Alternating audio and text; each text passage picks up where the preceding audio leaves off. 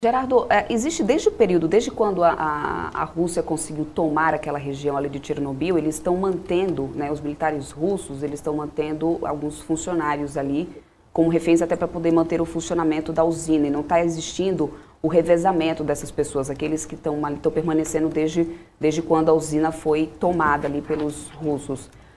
Essas pessoas que não estão passando por um revezamento, tá, você falou sobre a questão do risco de contaminação há pouco, falando sobre a questão de revezamento no sarcófago, me veio então essa dúvida. Elas já estão correndo esse tipo de risco por estarem sido, até os próprios militares que estão ali naquela região, eles já estão correndo esse tipo de risco de contaminação por estarem permanentemente numa região que mesmo tendo ali um risco controlado, porque até porque a gente não faz muito aí, antes da guerra tinha visita turística, né, na região em alguns locais.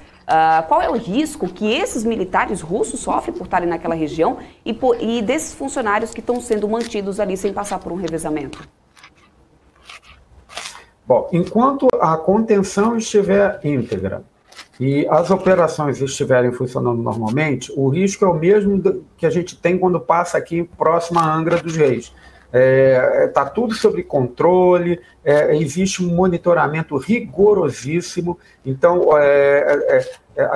existe coleta de amostra de bebida, de vegetação, de toda a agricultura da região, da água, do vento, permanentemente. Isso é monitorado, os peixes, mas tudo é monitorado para que, bem antes de que aconteça uma tragédia, seja detectado algum risco dela chegar lá. Os limites praticados ao redor de instalações nucleares são bem abaixo daqueles limites que começam a causar problema no ser humano.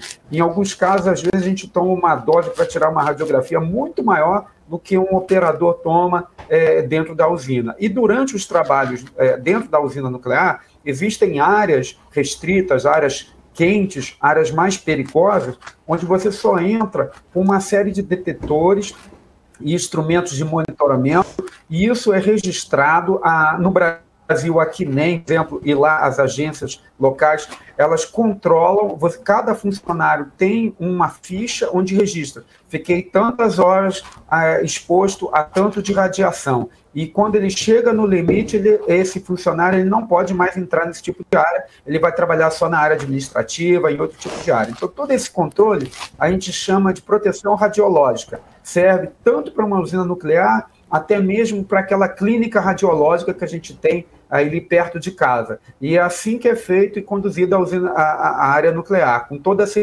segurança.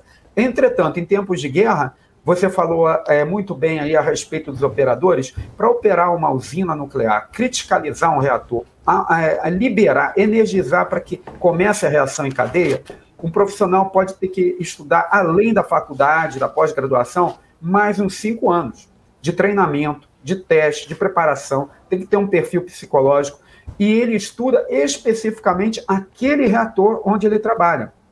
Apesar de ter do lado mais outros reatores semelhantes, ele não pode operar o outro reator.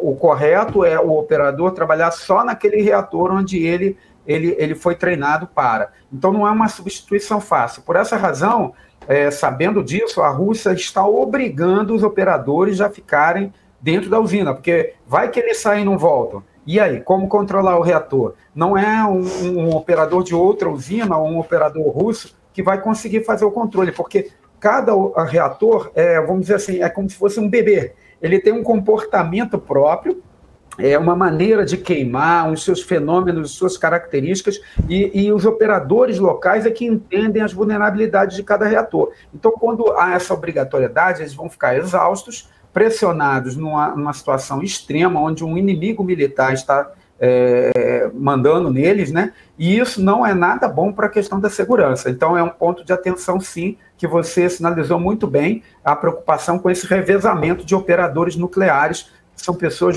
que, para chegar ao operador nuclear, é um sofrimento enorme. Eu fiz o treinamento todo, tive essa honra, mas é muito duro, um treinamento muito duro. E não basta saber, você pode ser o melhor aluno do mundo, ainda tem que ter o perfil comportamental que permite você operar. Então tem que somar as duas coisas, é uma vida de muita luta, não se encontra em qualquer lugar, então por isso que eles estão sendo mantidos nessa pressão toda aí dentro das usinas.